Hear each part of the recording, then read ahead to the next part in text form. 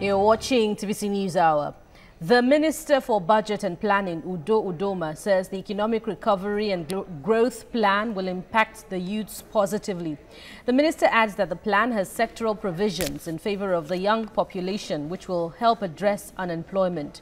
This is against the backdrop of earlier doubts by observers of the economic plan's possible success following the delayed passage of the budget.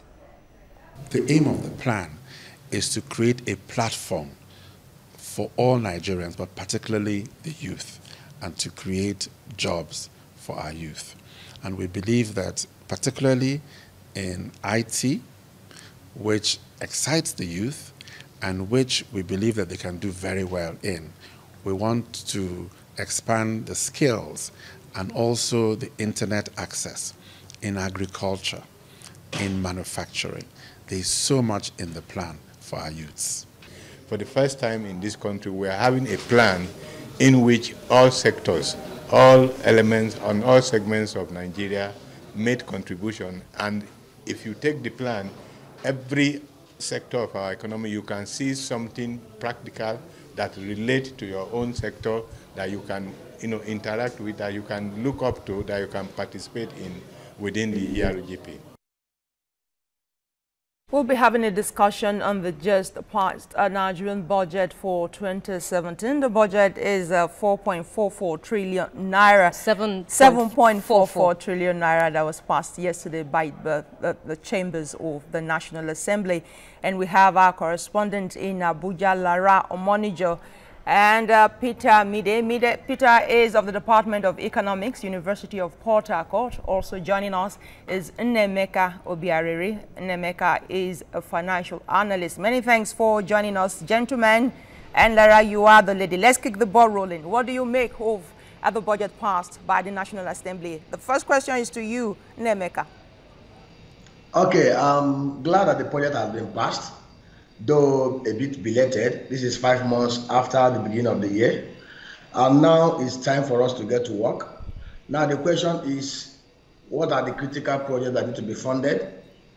How do we get a run rate that will ensure that we cover lost ground? It's left for the implementers of the budget, the executive arm of government, the ministries, the department and agencies to do the needful. Like you discover that it's a 7.14 trillion naira budget.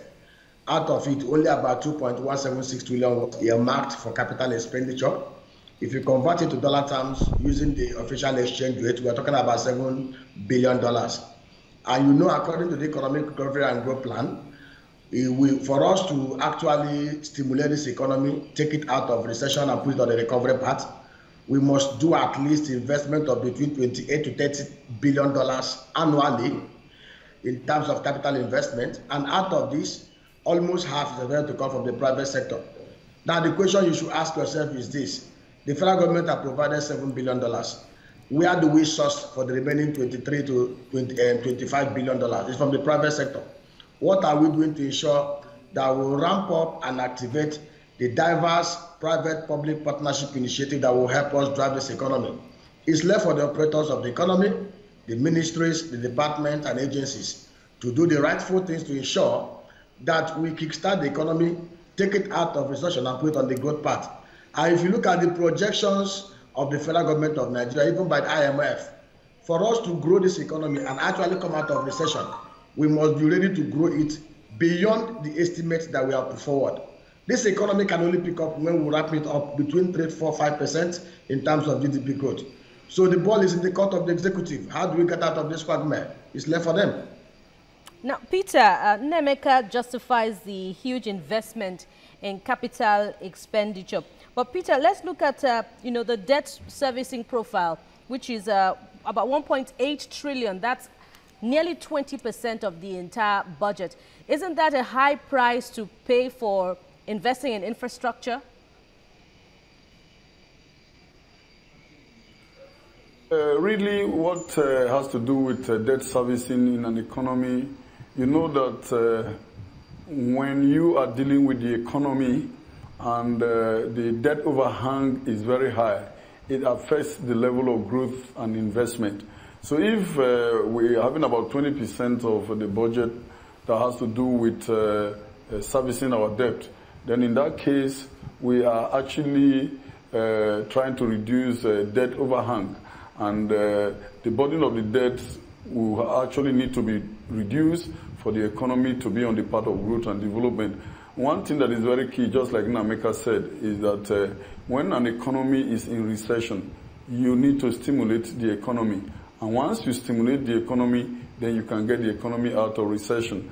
And one way we can also stimulate the economy is to be able to reduce the amount we pay in terms of debt, but increase the actual rate of spending in the economy. So that's key, and I think that will help to drive the economy from recession on the path of growth and development. All right, Peter, let me stay with you, and so we understand ourselves. You understand that there is a deficit of about 2.3 trillion naira in this budget, and the debt servicing is put at 1.60 trillion naira. So what are you saying? Don't finance the deficit, don't borrow. How do you intend to finance the budget itself?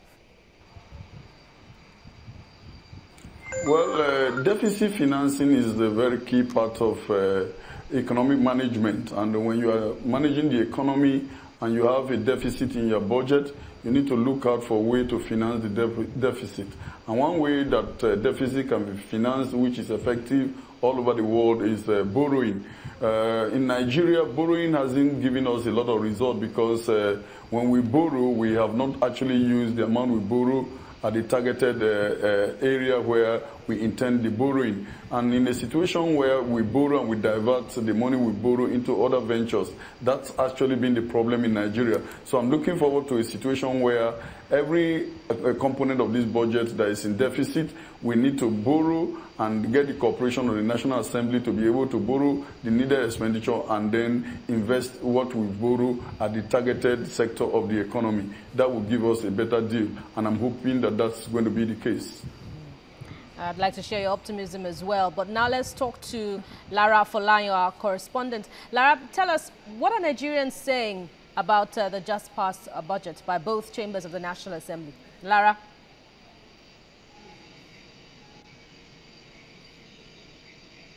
Lara? Hello, Lara? Okay. Presented by the president in December last year. I can hear you. Okay, go ahead.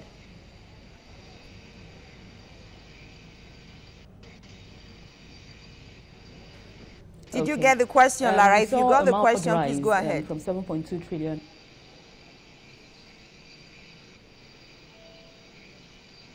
Yes, I did.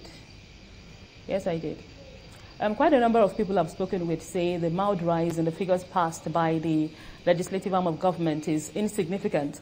They say the most important thing right now is for the executive arm of government to quickly assent to the budget. They say the acting president should put aside whatever differences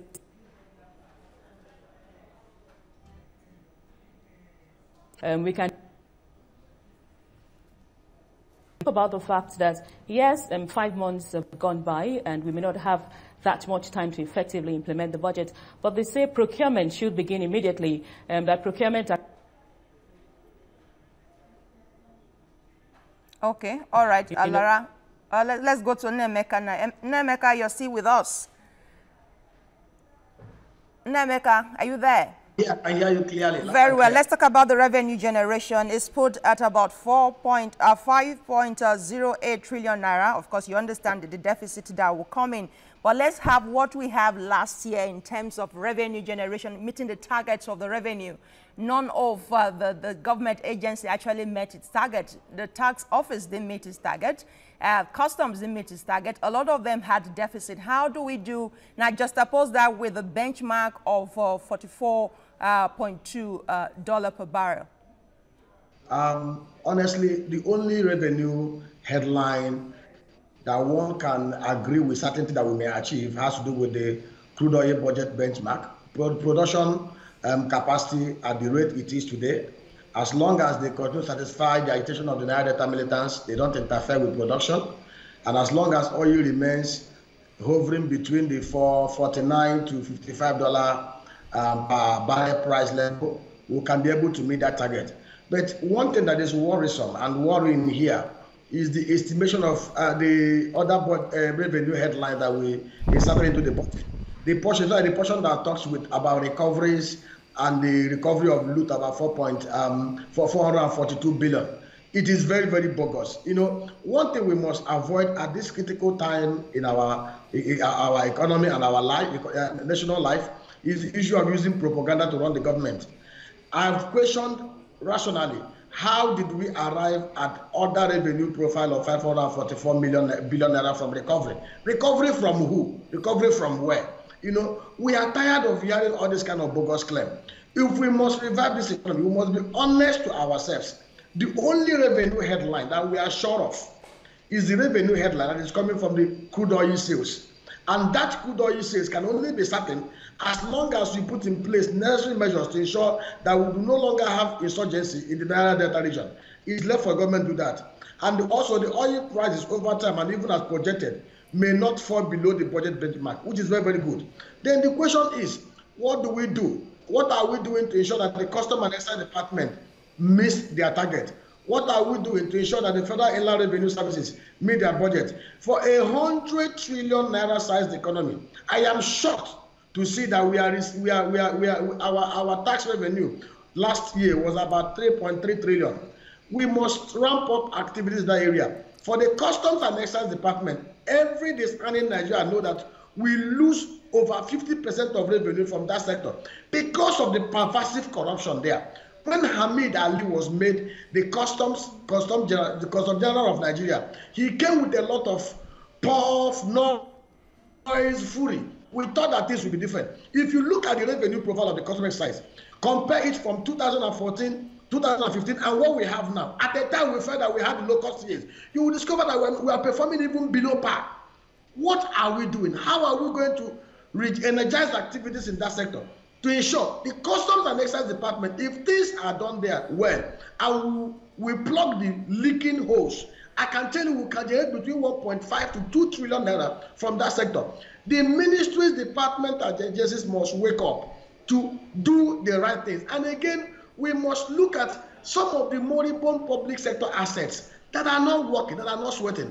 The refineries, some of the greatest leakages that we have today is the wastage of our foreign exchange reserve, importing product we can refine here. What are we still doing with the moribund and also refineries that we should have privatized long ago? What is holding our hand back? There are several assets, the oil and gas assets, the infrastructure, the pipeline, the jetties, the inland depots. What are we doing? We must concession, we must privatize them. Then the federal government holding on the joint venture arrangement with IOCs, we must devise ways. The PIB must be passed. The executive must work hand in hand with legislature to ensure that the PIB is passed and the relevant sections amended so that we can divest our holdings with IOCs from 55 to 60% to about 41%. Allow the IOCs to own 51% and get Nigerian indigenous oil companies to own 9%. We want to thank our analyst, Peter, of the Department of Economics, University of Port Harcourt. We want to thank Nnaemeka On economic analyst who also spoke to us, and of course our correspondent Lara Obonijo, bringing us up to speed with reactions to the passing of the 2017 appropriation bill by Nigerians. Many thanks for your time.